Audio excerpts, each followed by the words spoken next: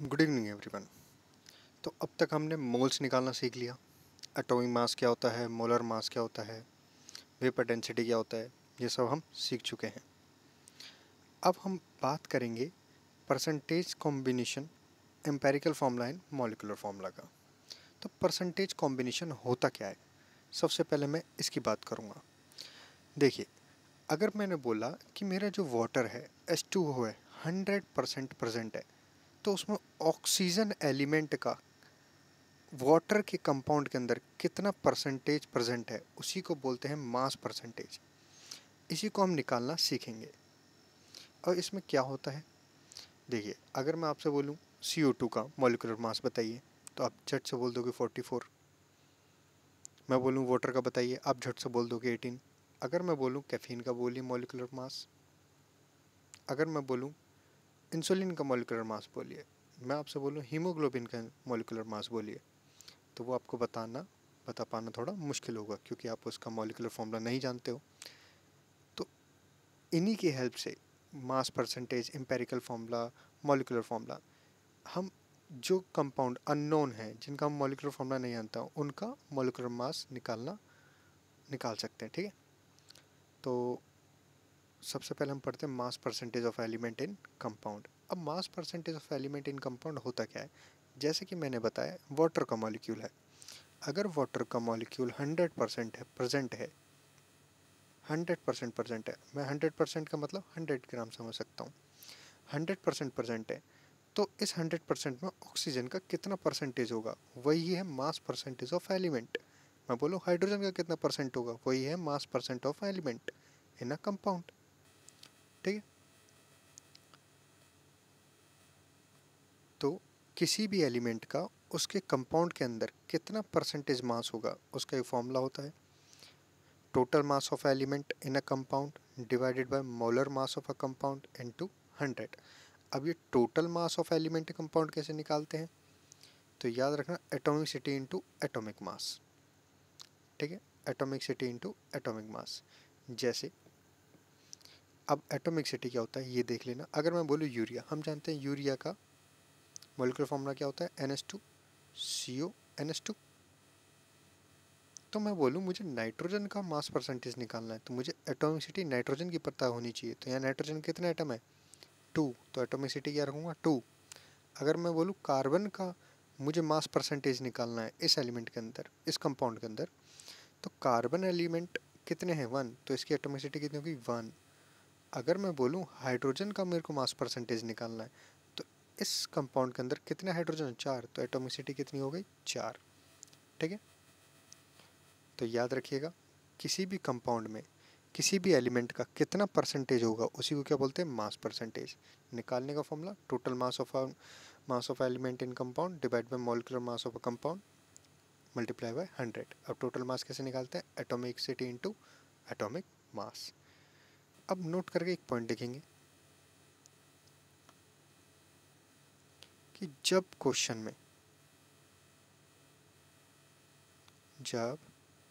में minimum molar mass लिखा हो, जब क्वेश्चन में मिनिमम मोलर मास लिखा हो, तो हमें एटॉमिसिटी 1 लेनी है।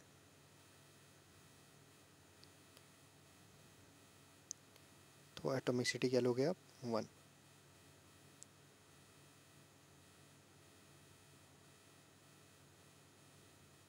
चलिए, जैसे कि देखिए एग्जांपल से समझते हैं। अगर मैं बोलूं ग्लूकोज C6H12O6, तो मैंने पूछा आपसे कि मेरे को कार्बन एलिमेंट का मास परसेंटेज बताइए। किसका मास परसेंटेज पूछा मैंने, कार्बन एलिमेंट का, कि मास परसेंटेज ऑफ कार्बन एलिमेंट। तो मुझे पता है total mass of carbon in compound divide bye molecular mass of compound, यही होगा। ठीक है, अब मुझे बताओ टोटल मास कैसे निकालेंगे। टोटल मास कैसे निकालते हैं, atomic city into atomic mass. तो पर क्या आएगा, टोटल मास आएगा। ठीक है, तो एटॉमिसिटी कितनी हुई, कार्बन के 6 और कार्बन का एटॉमिक मास कितना होगा 12। ये क्या होगा इसका total mass divided by molar mass of compound. Glucose का मोलर मास कितना होता है 180 मल्टीप्लाई बाय 100, तो क्या आ गया मास परसेंटेज ऑफ कार्बन। चलो ऐसे ही हाइड्रोजन का निकालते हैं, मास परसेंटेज ऑफ हाइड्रोजन। मुझे बताइए टोटल मास कैसे निकालेंगे। हम जानते हैं atomic into atomic mass divide by molar mass of compound, क्या निकल के आ जाएगा मास परसेंटेज। तो टोटल मास निकाल लेते हैं। एटॉमिसिटी कितनी है 12, एटॉमिक मास कितना होता है 1 divide by molar mass of compound multiply by 100। अगर मैं बोलूँ मास परसेंट ऑफ ऑक्सीजन निकालना है इन ग्लूकोज, तो कैसे निकालोगे, total mass of element in compound divide by molar mass of compound into 100। ठीक है, टोटल मास कैसे निकालते हैं, एटॉमिसिटी इनटू एटॉमिक मास। ऑक्सीजन की एटॉमिसिटी 6, एटॉमिक मास 16, ये आ गया total mass divide by molar mass of compound कितना है 180 मल्टीप्लाई बाय 100, तो क्या आ गया ये परसेंटेज मास ऑफ ऑक्सीजन। चलिए नेक्स्ट क्वेश्चन करते हैं अपन इस पे। मैंने बोला calculate the mass percent of each element in ferrous sulfate।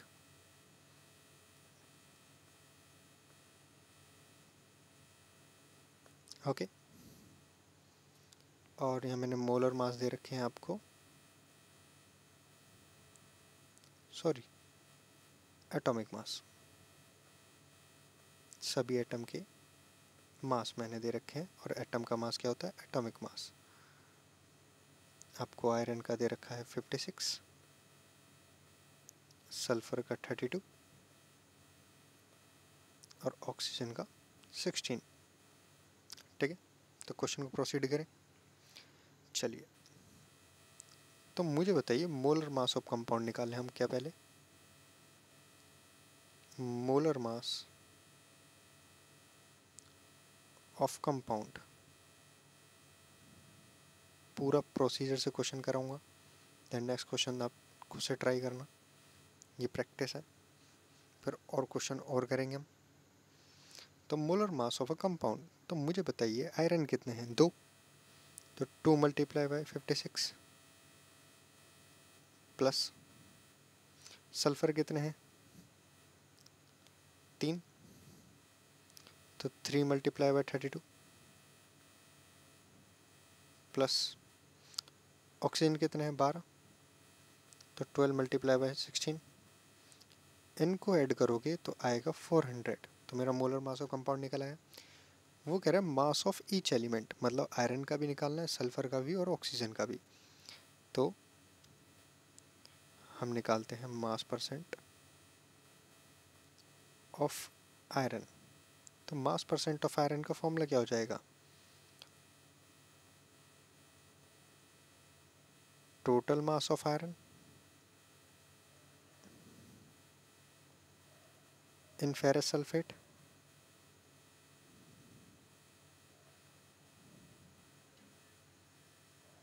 Divide by molar mass of compound divide by molar mass of compound multiply by 100। Total mass of iron कैसे निकालेंगे, atomicity into atomic mass. अब मुझे बताइए total mass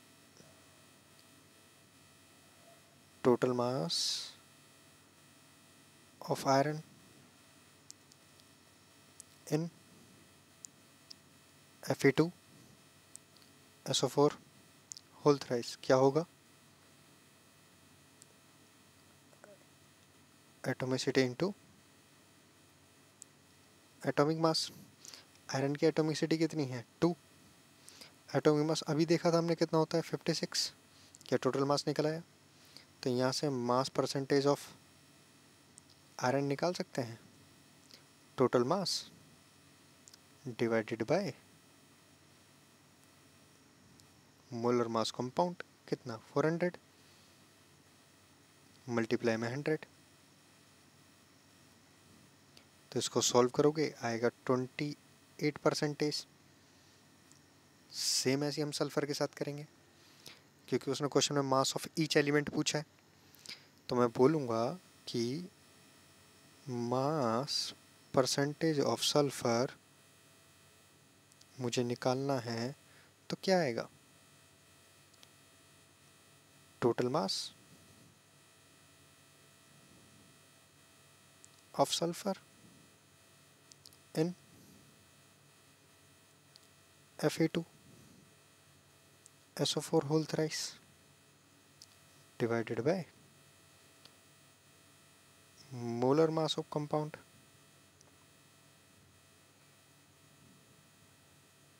multiply by 100। हम जानते हैं कि जो टोटल मास होगा sulphur in Fe2SO4 whole thrice में, वो एटॉमिसिटी मल्टीप्लाई बाय एटॉमिक मास की इक्वल होगा। एटॉमिसिटी सल्फर की कितनी है? कितने सल्फर हैं इसमें? 3। एटॉमिक मास कितना है? 32। क्या टोटल मास निकल आया? तो यहाँ से मैं मास परसेंटेज ऑफ सल्फर निकाल सकता हूँ। टोटल मास कितना आया इसका? 3 × 32 divide by molar mass of compound कितना है? 400 इंटू 100। कट करोगे तो आंसर आएगा 24%।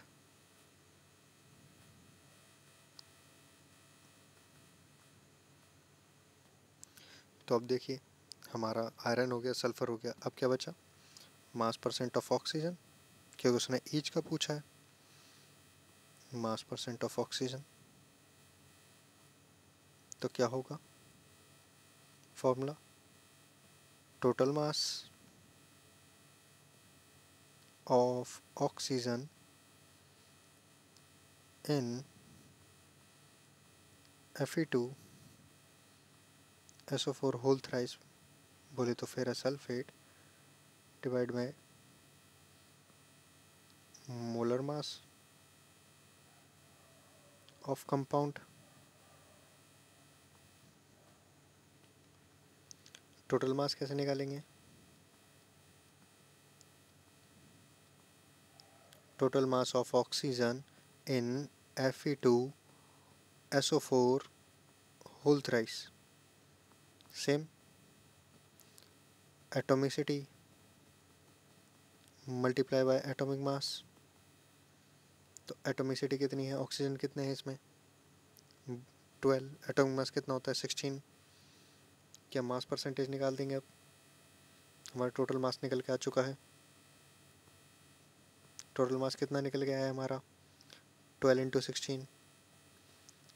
मोलर मास ऑफ कंपाउंड कितना है? 400 इंटू 100। ये आएगा 48% आपका सॉल्व करके। तो ऐसे ऐसे वो कंपाउंड देगा, और कंपाउंड देने के बाद वो कंपाउंड जिन एलिमेंट से बना है उन एलिमेंट्स के मास परसेंट पूछ लेगा। चलिए, फिर मैंने आपसे बोला था इसकी सेकंड वैरायटी क्या आती है, कि वो आपको बोलेगा कि इंसुलिन का मोलर मास बताओ, या फिर बोलेगा कैफीन का मोलर मास बताओ। तो फिर आप कैसे बताओगे? तो देख लेते हैं उसी टाइप का एक क्वेश्चन, कि एक कहता है इंसुलिन है having 3.4% sulfur by mass. Calculate the minimum molar mass of insulin. Okay, वो कहता है उस इंसुलिन है, एक कंपाउंड है इंसुलिन, उसमें 3.4% सल्फर प्रेजेंट है और आपको मिनिमम मोलर मास पता करना है। मैंने बताया था जब भी मिनिमम मोलर मास बोले एटॉमिक सिटी 1 ले लेनी है। ठीक है, हम एक फॉर्मूला जानते हैं कि mass percent of element in compound equal to total mass of element in compound divide bye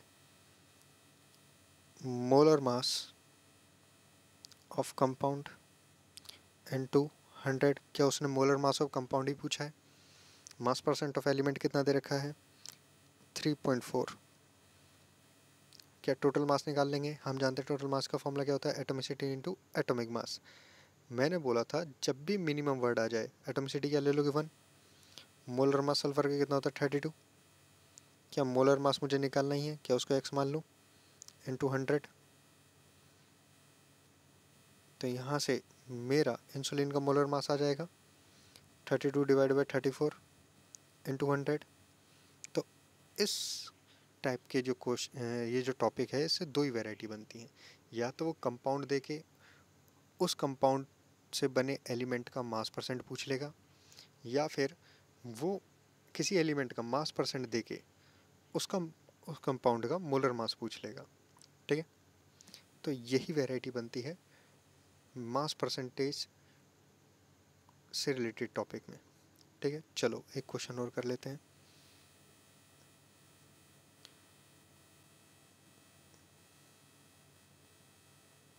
caffeine having the 28.6% by mass nitrogen and molar mass of caffeine is 194. Calculate the nitrogen atom present in each molecule of caffeine. Okay, मैं इसको सीधा करूँगा। Mass percentage कितना दे रखा है 28.6, total mass into total mass divide by molar mass of compound होता है। Total mass किसके इक्वल होता है, atomic mass into atomic city into atomic mass. Nitrogen का एटॉमिक मास कितना होता है 14, ये हो गया total mass. Molar mass of compound 194 दे ही रखा है, इंटू 100 कर दूँ क्या, तो एक्स इक्वल टू क्या आएगा 28.6 इंटू 194 डिवाइडेड बाय 1400। इसको कट करोगे तो लपसम वैल्यू 4 की इक्वल आएगी, 4 पॉइंट समथिंग आएगा। लेकिन हम जानते हैं एटॉमिसिटी कभी भी पॉइंट डेसिमल में नहीं होती, होल नंबर होती है, तो आप इसको 4 मान के चलना। ठीक है, तो ये हमारा इतना सही टॉपिक है ये। तो याद रखिएगा जब भी वो मास परसेंटेज से क्वेश्चन पूछेगा तो या तो वो टोटल मास दे के मॉलिक्यूलर मास पूछ लेगा, या मॉलिक्यूलर मास दे के एटॉमिक सिटी पूछ लेगा, या फिर ये सब वैल्यू देके मास परसेंटेज पूछ लेगा। तो बस ये 3 वैरायटी बनती है इस पे, उन 3 वैरायटी का आपको क्वेश्चन मैंने करा दिया। नेक्स्ट हमारा टॉपिक चलता है empirical formula and molecular formula. चलिए अब हम empirical formula and molecular formula को देखते हैं। देखिए, जैसा कि हम जानते हैं, मैं बोलूँ आपको हाइड्रोजन परऑक्साइड, अगर मैंने बोला आपको हाइड्रोजन परऑक्साइड, तो हम जानते हैं हाइड्रोजन परऑक्साइड का फॉर्मूला क्या होता है, H2O2। अगर मैंने बोला आपको बेंजीन, तो बेंजीन का फॉर्मूला क्या होता है, C6H6। अगर मैंने बोला आपको ग्लूकोज, तो ग्लूकोज का फॉर्मूला क्या होता है, C6H12O6। अगर मैंने बोला आपको एसिटिक एसिड, तो एसिटिक एसिड का फॉर्मूला क्या होता है, CH3COOH। ओके, तो यहाँ हाइड्रोजन के दो, ऑक्सीजन के दो दो एटम है, तो ये क्या है इसका एक्चुअल रेशो, कार्बन के 6, हाइड्रोजन 6, तो ये क्या है इसका actual ratio, carbon 6, hydrogen 12, oxygen 6, तो 6 12 6। Carbon 2, hydrogen 4, oxygen 2। तो जो फॉर्मूला देख के आपको रेशो पता चलता है वो होता है उसका एक्चुअल रेशो। जैसे मैंने बोला हाइड्रोजन परऑक्साइड, तो हाइड्रोजन परऑक्साइड H2O2 फॉर्मूला होता है, तो हाइड्रोजन के दो, ऑक्सीजन के दो, तो ये दो और दो क्या हो गया इसका एक्चुअल रेशो। बट इसको अगर मैं सिंपलेस्ट फॉर्म में लिख दूँ 1 और 1, इसको 1 और 1 6 से डिवाइड कर दूँ, 2 से डिवाइड कर दूँ तो सिंपलेस्ट फॉर्म हो जाएगी।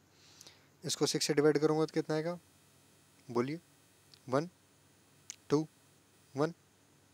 इसको 2 से डिवाइड करूँगा तो कितना आएगा, 1 2 1। तो याद रखिए जब जब एक्चुअल रेशो की बात होगी, जब जब एक्चुअल रेशो की बात होगी तब उसको बोला जाएगा मॉलिक्यूलर फॉर्मूला। जब जब सिंपलेस्ट रेशो की बात होगी उसको बोला जाएगा एम्पेरिकल फॉर्मूला।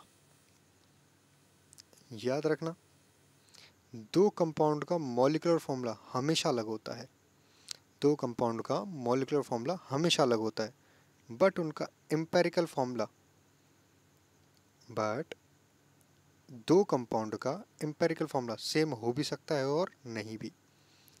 दोबारा बोल रहा हूँ, दो कंपाउंड का मॉलिक्यूलर फॉर्मूला हमेशा अलग होता है, बट दो कंपाउंड का एम्पेरिकल फॉर्मूला सेम हो भी सकता है और नहीं भी। कैसे, देखें, मुझे बताइए, अगर इसका सिंपलेस्ट फॉर्म लिखूंगा तो क्या लिखूंगा, 1 1 है तो HO, ये क्या हो गया इसका एम्पेरिकल फॉर्मूला। अगर इसका सिंपलेस्ट रेशो क्या आया था 1 1, तो इसको क्या लिखूंगा CH, तो CH बेंजीन का क्या हो गया एम्पेरिकल फॉर्मूला। अगर मैं इसका ग्लूकोज का सिंपलेस्ट रेशो क्या था 1 to 1, तो इसको क्या लिखूँगा CH2O।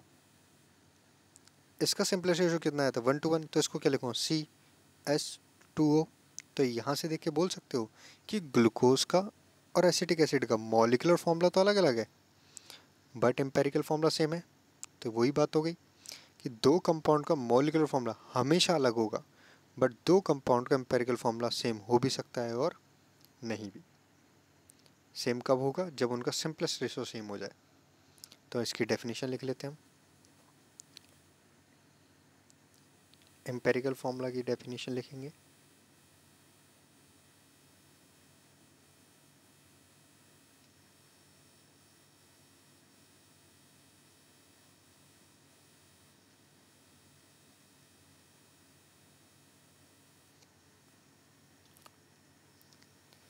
एम्पेरिकल फॉर्मूला क्या होता है, सिंपलेस्ट रेशो।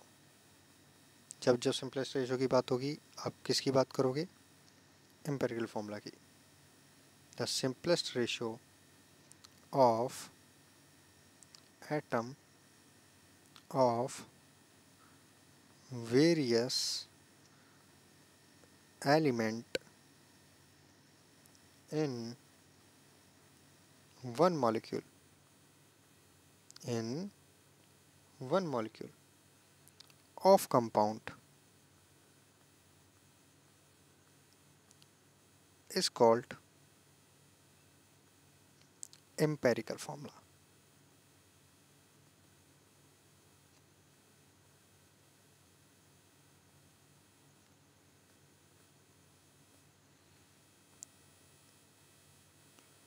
molecular formula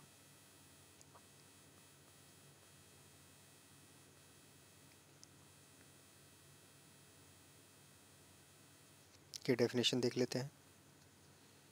जब जब एक्चुअल रेशो की बात होगी तो क्या बोलोगे? Molecular formula. The actual ratio of the atom of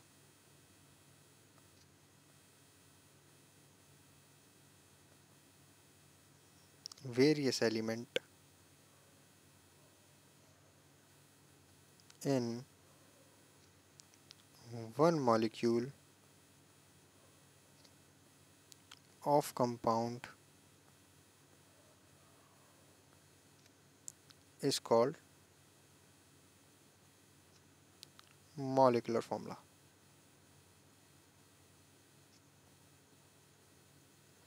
अब देखते हैं इस पर क्वेश्चन कैसे आएंगे। देखिए,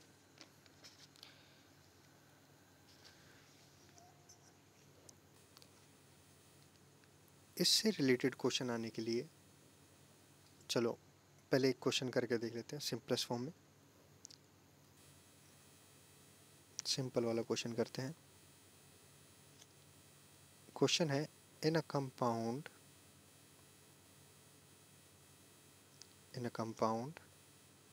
एक्स, किसी कंपाउंड में एक्स एलिमेंट है जिसका मास परसेंटेज दे रखा है 75.8% एंड दूसरा एलिमेंट वाई है, उसका मास परसेंटेज दे रखा है 24.2%। By weight present if atomic weight of x and y are 24 and 16 respectively,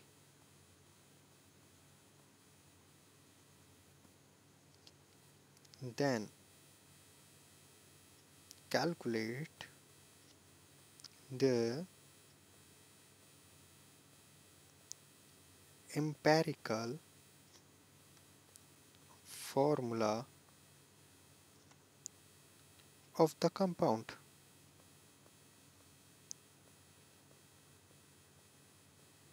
okay, तो याद रखिएगा, जब भी एम्पेरिकल फॉर्मूला और मॉलिक्यूलर फॉर्मूला से रिलेटेड क्वेश्चन है, सबसे पहले आप क्या करो, वो एलिमेंट लिखो जो दिए गए हैं।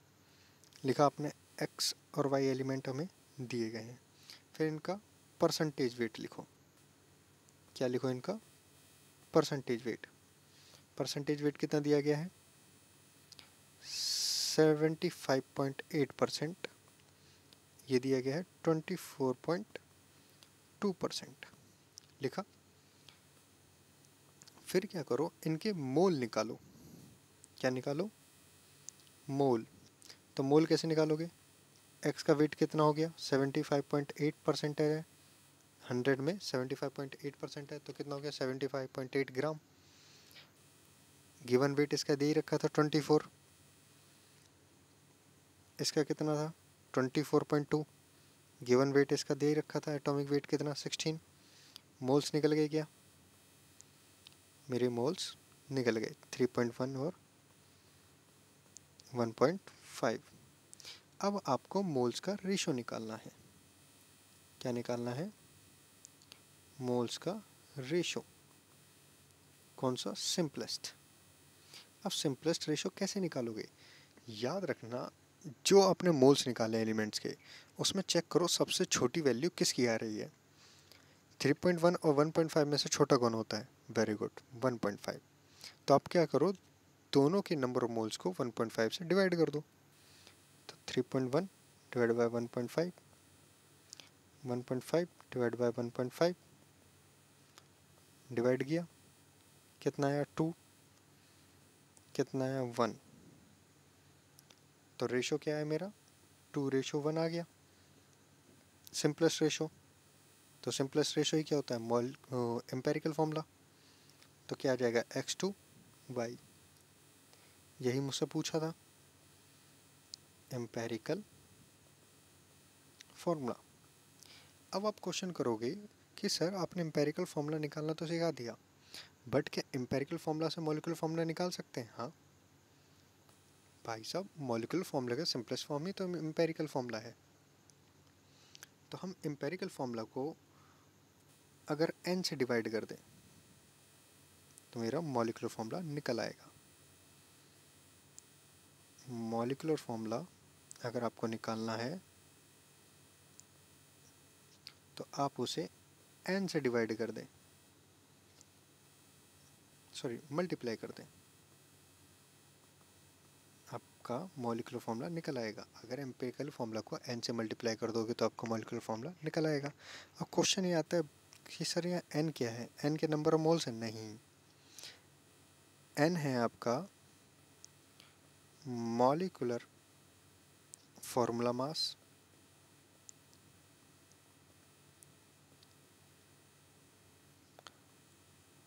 Divided by empirical formula mass.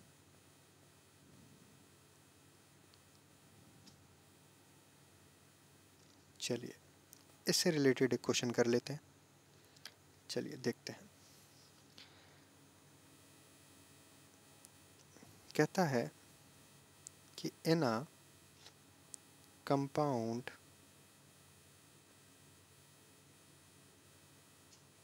Carbon is 52.2%, hydrogen hydrogen आपका दे रखा है 13%, हाइड्रोजन आपका दे रखा है, हाइड्रोजन इज 13%, और आपका ऑक्सीजन दे रखा है is 34.8% are present, and molecular mass दे रखा है कंपाउंड का, molecular mass of the compound is 92। आपको कैलकुलेट करना है मॉलिक्यूलर फॉर्मूला।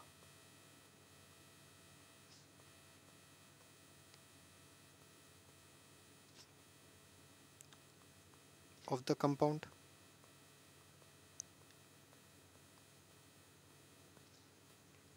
ठीक है। तो चलिए इसको सॉल्व करने की कोशिश करते हैं। सबसे पहले क्वेश्चन में जो एलिमेंट्स दिए गए हैं उन्हें लिख लीजिए। कार्बन दिया है, हाइड्रोजन दिया है, ऑक्सीजन दिया है, उनके मास परसेंटेज लिखिए।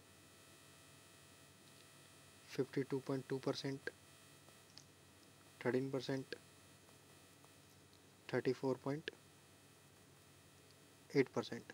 मोल्स निकालिए तो वेट कितना होगा, जितना परसेंट होता है उतना ही वेट होता है। 52.2 डिवाइड बाय एटॉमिक वेट कितना होता है 12।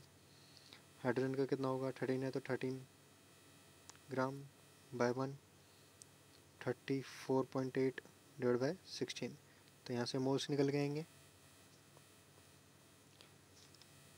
तो इसके मोल्स निकलेंगे आपके 4.35, इसके कितने 13, इसके कितने 2.2। 4.35 को मैं 4.4 भी लिख सकता हूँ, 13 और 2.2, तो ये आ गए मेरे मोल्स। अब मैं क्या निकालूंगा, सिंपलेस्ट रेशो। सिंपलेस्ट रेशो कैसे निकालते हैं, जो वैल्यू सबसे छोटी होती है उसी से सबको डिवाइड कर देंगे। तो मुझे बताओ 4.4 छोटा है, 13 छोटा है, 2.2, 2.2, वेरी गुड। तो 4.4 को 2.2 से डिवाइड कर दूंगा, मेरा सिंपलेस्ट रेशो आ जाएगा। 13 को भी 2.2 से डिवाइड कर दूंगा, और 2.2 को 2.2 से डिवाइड कर दूंगा। तो मैं करूँगा तो यहाँ देखूँगा मेरे को मिलेगा 2, यहाँ डिवाइड करोगे तो यहाँ देखने को मिलेगा आपको 5.9, यहाँ देखने को मिलेगा 1। तो मेरा सिंपलेस्ट रेशो क्या है, 2, 5.9 एंड 1। और हम जानते हैं एटोमिसिटी कभी भी डेसिमल में नहीं होती, तो 5.9 को क्या ले सकते हैं 6, तो मेरा सिंपलेस्ट रेशो फाइनली क्या आ गया 2 6 1। तो क्या बनेगा C2 हाइड्रोजन 6 ऑक्सीजन 1। तो ये क्या आ गया मेरा एम्पेरिकल फॉर्मूला। क्या उसने क्वेश्चन में एम्पेरिकल फॉर्मूला पूछा है? नहीं, उसने पूछा है मॉलिक्यूलर फॉर्मूला। ठीक है, तो मॉलिक्यूलर फॉर्मूला के लिए क्या करते हैं, सबसे पहले मुझे n पता होना चाहिए। n क्या होता है? मॉलिक्यूलर फॉर्मूला मास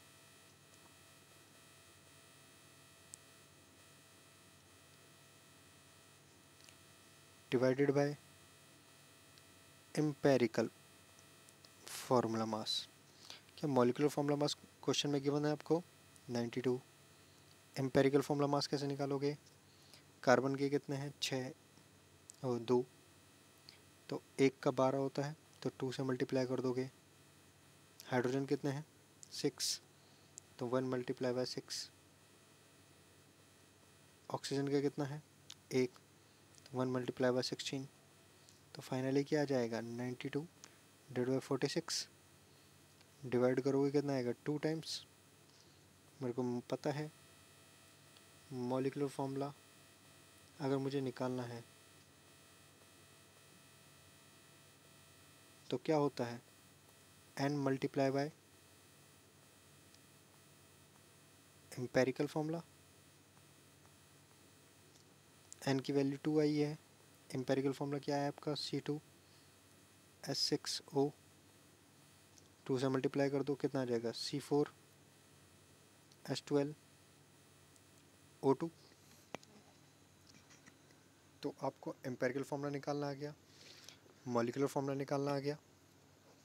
अगर वो मास परसेंटेज दे के क्वेश्चन पूछे तो चलिए एक क्वेश्चन और कर लेते हैं। कहता है द कंपाउंड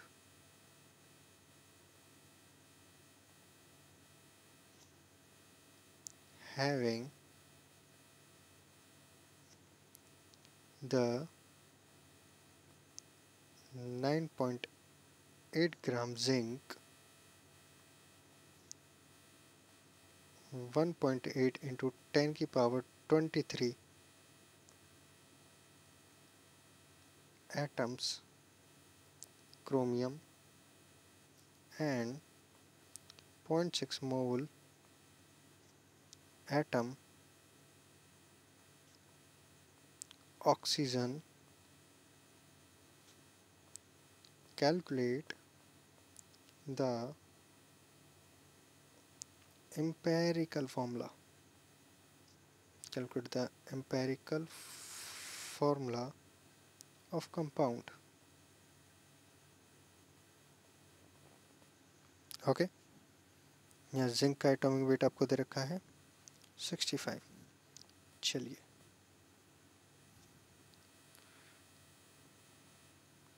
तो सबसे पहले एलिमेंट लिखते हैं जिंक, क्रोमियम, ऑक्सीजन। क्या उसने मास परसेंटेज दिया हुआ है? नहीं, उसने जिंक का दिया हुआ है 9.8 ग्राम वेट। क्रोमियम के दिए हुए हैं एटम 1.8 इंटू 10 की पावर 23 एटम। ऑक्सीजन का दिया हुआ है मोल एटम।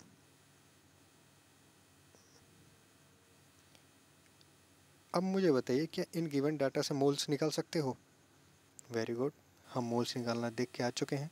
गिवन वेट है 9.8, इसका एटॉमिक वेट कितना होता है जिंक का 65, मोल्स निकल जाएंगे। ये क्या है, इसके नंबर ऑफ एटम्स दे रखे हैं, तो number of atoms divide by Avogadro number, moles निकल जाएंगे।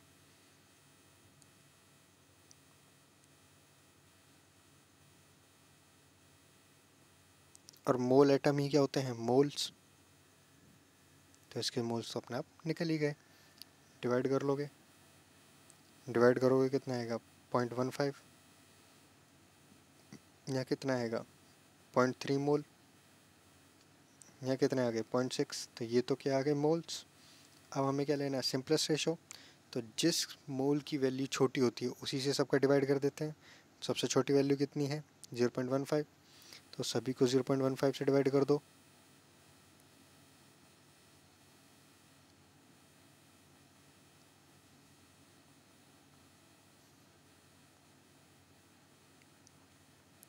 जब आप डिवाइड करोगे तो यहाँ क्या आएगा 1, यहाँ क्या आएगा 2, यहाँ क्या आएगा 4।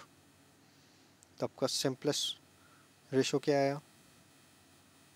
आपका सिंपलेस्ट रेशो क्या आया? सिंपलेस्ट रेशो आया आपका 1, 2, 4। और जो सिंपलेस्ट रेशो होता है वही क्या होता है? Empirical formula. तो जिंक का क्या है 1, तो जिंक। क्रोमियम के क्या है 2, तो Cr2। ऑक्सीजन के क्या है 4, तो O4। तो ऐसे टाइप के क्वेश्चंस आते हैं। मास परसेंटेज में किसी भी कंपाउंड के अंदर उस एलिमेंट का कितना परसेंटेज होगा वो हमें पूछ लेगा। जो हम जानते हैं क्या होता है, total mass of element in compound divide by molar mass of a compound into 100। Total मास हम जानते हैं, एटॉमिसिटी इनटू एटॉमिक मास। फिर एम्पेरिकल फार्मूला या मॉलिक्यूलर फार्मूला। एम्पेरिकल फार्मूला आप निकाल ही लोगे। सबसे पहले हमें क्या निकालने हैं? मोल्स। मोल्स से हमें क्या निकालना है?